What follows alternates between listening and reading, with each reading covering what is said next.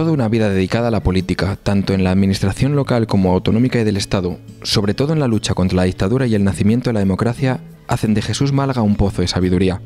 Ahora recoge todas esas vivencias en el libro Desde el balcón de la Plaza Mayor, Memorias de un alcalde. Me he decidido por varias cosas. La primera, porque ya cumplo dentro de unos meses 70 años, ya soy un viejo y los viejos tenemos que dedicarnos a estas cosas. La segunda de las cuestiones es que llevo ya 20 años fuera de la alcaldía, entonces tengo un cierto tiempo, deja pasar un cierto tiempo para poder hablar con más objetividad de toda aquella época. Y tercero, porque a mí me parece que en el momento actual requiere un poco asentar las ideas de lo que pasó en la transición, ¿no? Porque ya sabes que en estos momentos hay mucha gente que considera que la transición no fue bien hecha y tal, y entonces yo quiero contribuir a, bueno, pues a colocar un poco en su sitio los años aquellos, ¿no? Yo soy una persona nacida, crecida y cultivada en los años de la transición, del final de la dictadura, y entonces a mí me parece que tenía que escribirlo. Una labor pública que compaginó con su trabajo privado como médico, pero de la que a punto no estuvo de formar parte, pues, como recuerda, el candidato a alcalde por el Partido Socialista en las elecciones de 1979 iba a ser Enrique de Sena, pero lo rechazó. Después Alfredo Marcos, quien también dio el paso atrás, saliendo Jesús Málaga en la siguiente opción al creer que no resultaría elegido. Yo creo que en aquella época la mayoría de la gente, sobre todo en el mundo de la universidad, todos los universitarios éramos antifranquistas, éramos contra la dictadura, y entonces se creó en la sociedad una especie como de responsabilidad de intentar hacer algo para que la dictadura cayera y, bueno, y reemplazarla por una democracia. Entonces, en ese ínterin, pues cuento todos los episodios de mi vida, tanto desde el punto de vista profesional como desde el punto de vista político. Hablo de cómo nace mi vocación política.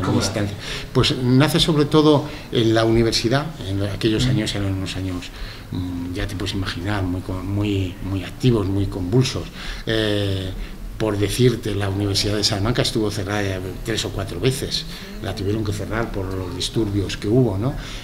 Prácticamente a diario había manifestaciones, asambleas, etcétera, y había una especie como de enseñanza en paralelo, una en las aulas y otras en la calle, y entonces aquella lucha antifranquista fue la que hizo nacer la vocación política de mucha gente, ¿no? Yo hablo de los referentes míos, pues por ejemplo, qué sé yo, Enrique Freijo o gente como Enrique Clemente, que estuvo junto conmigo en aquellos años, y mucha más gente. Fíjate que el índice onomástico tiene 1.300 nombres. O sea que, por eso te digo que es un libro que puede ser muy útil para historiar los últimos 50 años de España desde una ciudad pequeñita que es Salamanca. Y una cosa que decías, que a mí me parece que es una solución muy interesante, es que siempre los que hacen memoria son los grandes, o sea, los ministros o primeros ministros y tal, ¿no?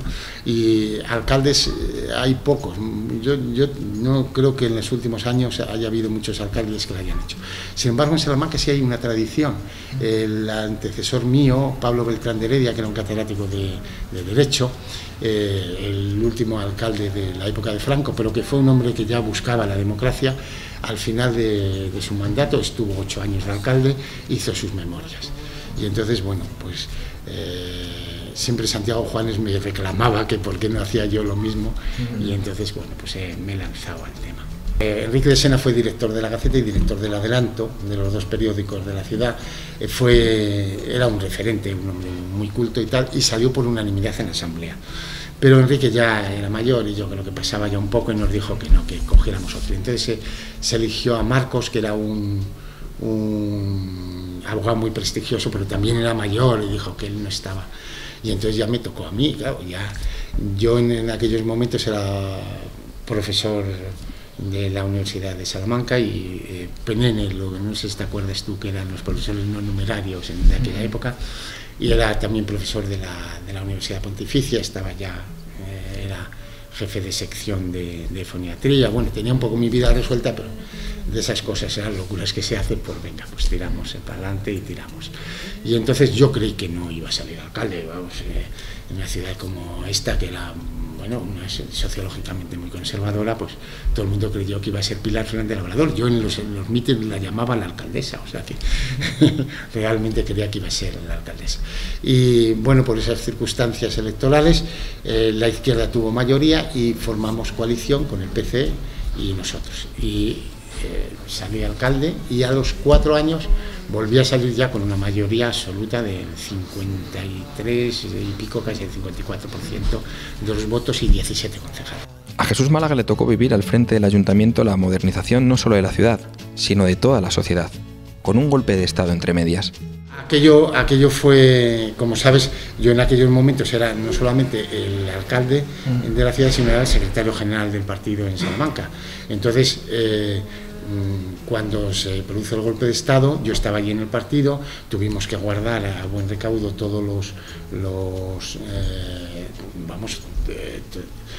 archivos del partido, porque en el 36 una de las cosas terribles es que el grupo que dio el golpe de estado en el 36 se quedó con los archivos del PSOE y entonces fue cuando se hizo todo el proceso de represión, ¿no? Entonces mi mujer estaba embarazada de nuestro 4.º hijo, estaba a punto de dar a luz, de hecho dio a luz a los pocos días del golpe de estado, y nos fuimos a casa ya a las 9, cuando todavía no estaba decidido absolutamente nada, no había hablado el rey ni nada. Llaman a la puerta y era el jefe de la policía municipal, don José, que vestido de gala, al abrir la puerta se cuadra y se pone firme y me saluda con saludo militar, diciendo que la policía municipal con la Constitución española. Tú imagínate, yo le di un abrazo emocionado, y lo que hubiera durado la policía municipal si llegara a venir el ejército sublevado, ¿no? Y entonces, bueno, pues ya sabes que aquí Engo, que era el general que estaba al mando, estuvo claramente a favor del golpe, no estuvo nada claro. Ya sabes que el capitán general era Campano en Valladolid y fue el último que se quiso ponerse a la llamada del rey, y ya el rey no le hizo caso cuando ya todos los demás generales sabían.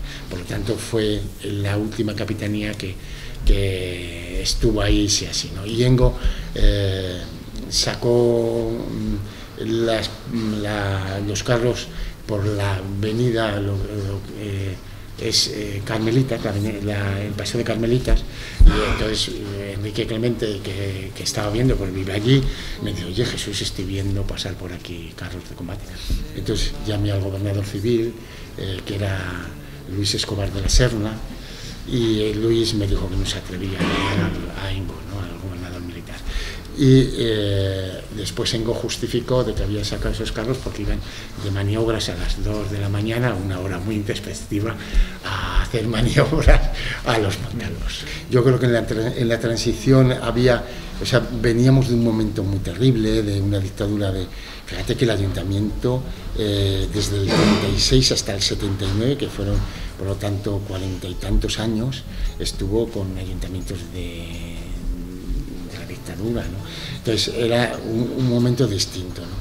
Lo que pasa es que ahora, por ejemplo, se dice la transición se tuvo que hacer cortando más, siendo más rígidos con el pasado. Yo creo que se hizo lo que se pudo, porque fíjate, hemos hablado de un golpe de Estado, pero no hemos hablado que hubo otros 2 o 3, estuvo la matanza de Atocha, estuvieron muchos acontecimientos que hicieron peligrar la democracia en los primeros años, ¿eh? Y entonces, claro, ahora lo vemos muy fácil, pero entonces no era tan fácil, ¿eh? Como testigo privilegiado de la evolución de Salamanca, relata vivencias para pasear una ciudad en la que se peatonalizaron las calles Toro y Zamora, no sin gran polémica.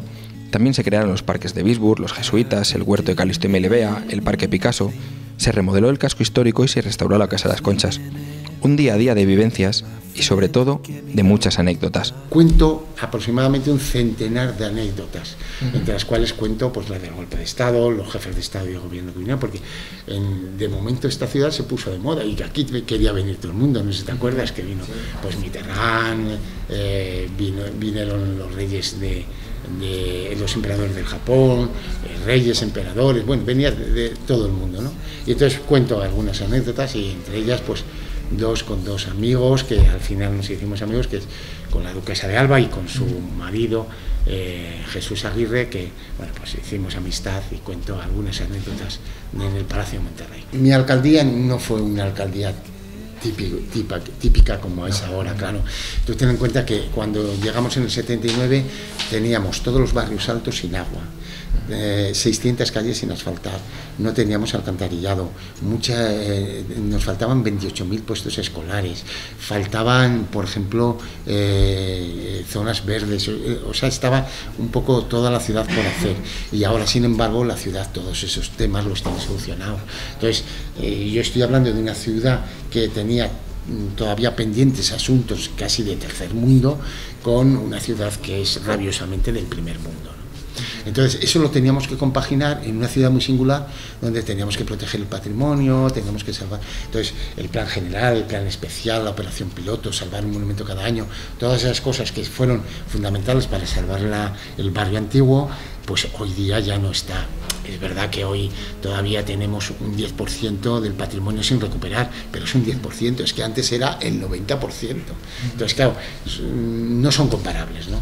Y entonces, yo creo que en estos momentos no es comparable una alcaldía de entonces, que era un poco, pues, tapar agujeros. Yo tengo un recuerdo con los concejales de los primeros días cuando nos nombraron, que nos sentábamos y decíamos, ¿y por dónde empezamos, no? O sea, ¿por qué? ¿Qué empiezas? ¿Por el agua? ¿Por asfaltar? ¿Por tal? ¿No? A través de esas anécdotas se ve un poco el clima que había. Por ejemplo, el Partido Comunista, nosotros nos llamaban para decirnos, oye, ¿cómo os ha ido en tal meeting, ¿no?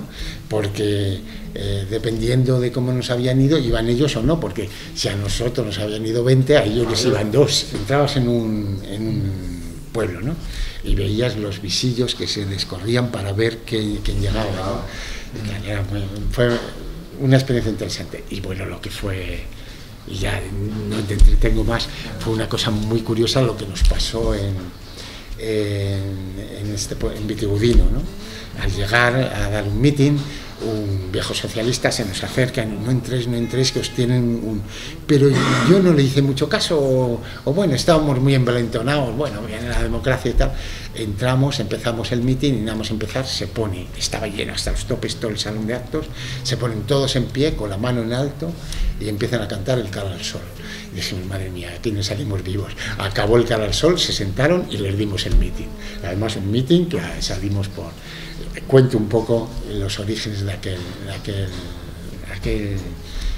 acto, porque fue un acto interesante, ¿no? Cuento algo que para la historia de la ciudad es muy importante, que son los primeros mítines de los primeros mítines de las primeras elecciones democráticas, algunas muy conflictivas, ¿no? Sobre todo cuento el caso de Hinojosa, que fue el más grave y el más serio, que salió en toda la prensa nacional, porque ya sabes que estando dando un mitin entró la Guardia Civil con una pistola en mano al grito de matemos a los rojos, y entonces claro, y puedes imaginar el susto que nos pegaron. Ahí nos salvó el cura que estaba en el mitin y que puso orden. El exalcalde de Salamanca y exsubdelegado del gobierno relata sus memorias desde el punto de vista de un habitante más de la capital del Tormes, pero no un habitante cualquiera, pues fue y será recordado por la historia como el primer alcalde de Salamanca en la actual democracia.